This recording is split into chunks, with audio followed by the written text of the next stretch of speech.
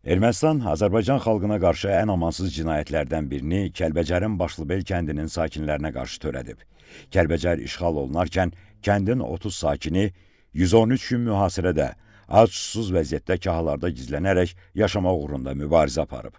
1993-cü il martın 31-də isə Ermənistan Silahlı Qüvvələri günahsız mülki azərbaycanlıları Kəlbəcərin tunel deyilən ərazisində puskuya salaraq gülləbaran edib. Nəticədə mülki insanlar qətlə yetirilib.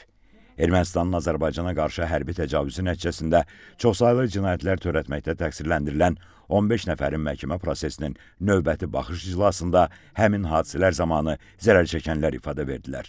Zərər çəkmiş Elşad Alışov məhkəməyə ifadə verdi ki, yaşadığı Laçın rayonunun Şam kəndi Kəlbəcər rayonu ilə yanaşı ərazidə yerləşir. Kəlbəcər işğal olunanda kəndi tərk etmək məcburiyyətində qalıblar. Amma Ermənistan Silahlı Qüvvələri mülki əhaliyə imkan verməyib. 1993-cü il martın 31-də avtomobilləri Kəlbəcərdə tunel deyilən ərazidə mühasirəyə düşüb. Avtomobildə anası, bacıları, qardaşı və digər qohumlar olub. Tuneldə pusku quran Ermənistan ordusu bütün azərbaycanlıları gülləbaran edib. Onlarda müdafiə üçün heç bir silah olmayıb. Baş prokurorun böyük köməkçisi Vüsal Əliyevin sualına cavabda zərər çəkən dedi ki, hadisə zamanı atılan güllələrdən biri anasının ayağına dəyib. Hadisə zamanı anası və bacısı öldürülüb. Digər qohumları isə yaralanıb. İndiyədək həmin qohumlarının taleyindən xəbər yoxdur. Bəzi qohumlar isə girov götürülüb. Sağ qalanlar birtəhər canlarını qurtarıb Murova doğru irəliləyib. 3 gün Murovda yaralı vəziyyətdə qarın içində qalıblar. Zərər çəkmiş Elşad Əzizov isə dedi ki, Kəlbəcərin Başlıbel kəndində anadan olub və orada yaşayıb. 1993-cü il aprelin 3-də kənd işğal olunanda Ermənistan Silahlı Qüvvələri mülki əhaliyə kəndi tərk etməyə imkan verməyib. Silahsız olan kənd sakinləri müdafiə olunmaq üçün məcburi şəkildə dağlara sığınıb. 18 gün dağlarda, kahalarda, yəni mağaralarda yaşayıblar. Aprelin 18-də ermənilər kahalara hücum edərək onları atəşə tutub. 12 nəfər şəhid olub, bəziləri yaralanıb, 14 nəfər isə girov götürülüb. Bundan sonra sağ qalanlar 2 qrupa bölünərək yerlərini dəyişiblər.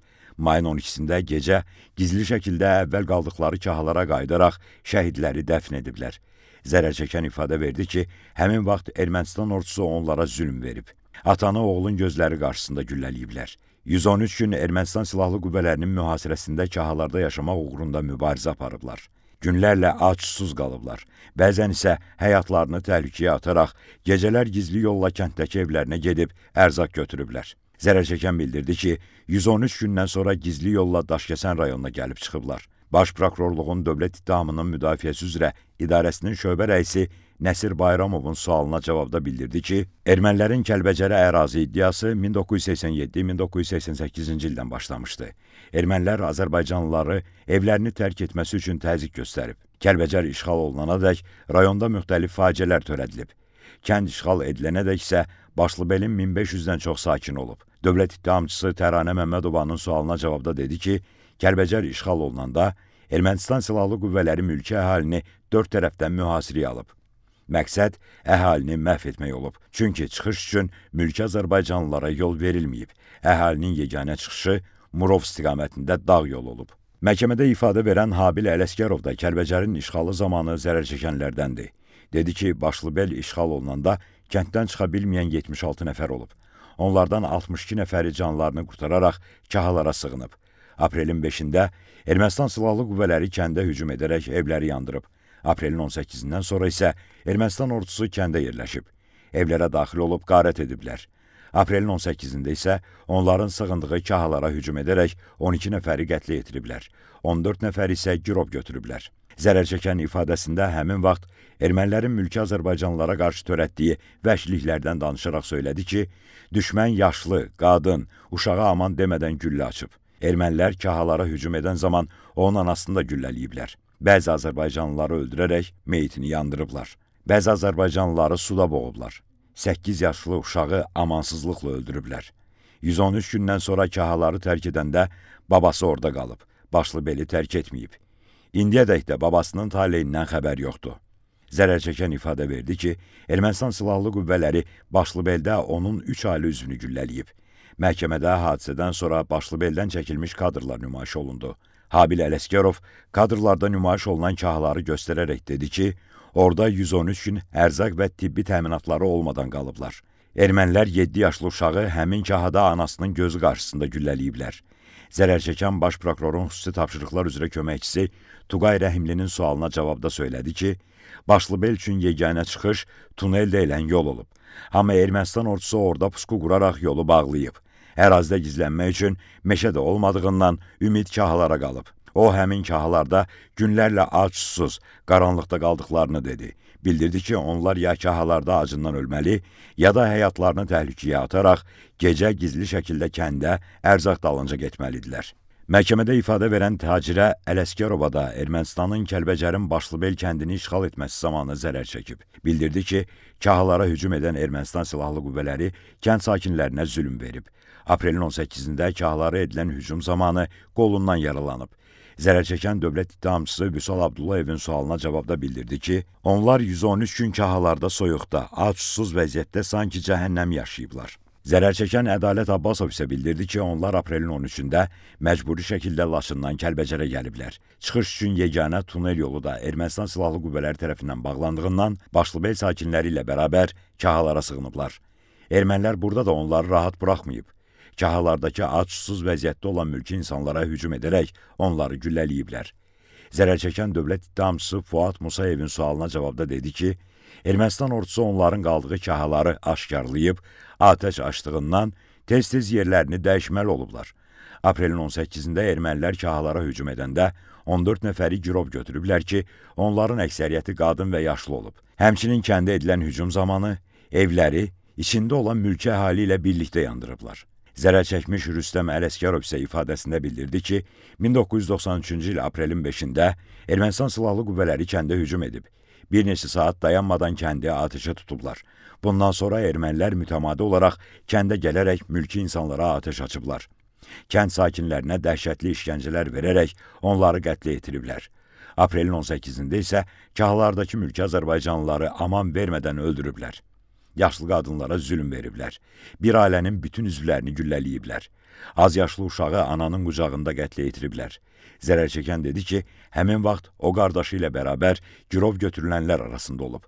Girovların əksəriyyəti yaşlılar, qadınlar olub. O, qardaşı ilə bərabər birtəhər qaçaraq canını qurtarıb. Sonra başqa kahıya sığınıblar. Zərər çəkən dedi ki, həmin vaxt hava soyuq, şaxtalı olub. Gündüzlər gizlənib, gecələr ərzaq axtarıblar. Zərər çəkmiş şəxslərin nümayəndələrinin suallarına cavabında zərər çəkən hücum edənlər arasında xarici ölkələrdən muzluların da olduğunu dedi. Girov götürülənlərin bəziləri sonradan dəyişdirilib. Həmin insanlara girovluqda dəhşətli işgəncələr verilib. Zərər çəkən ifadə verdi ki, ermənilər kənd sakinlərinə zülm verib.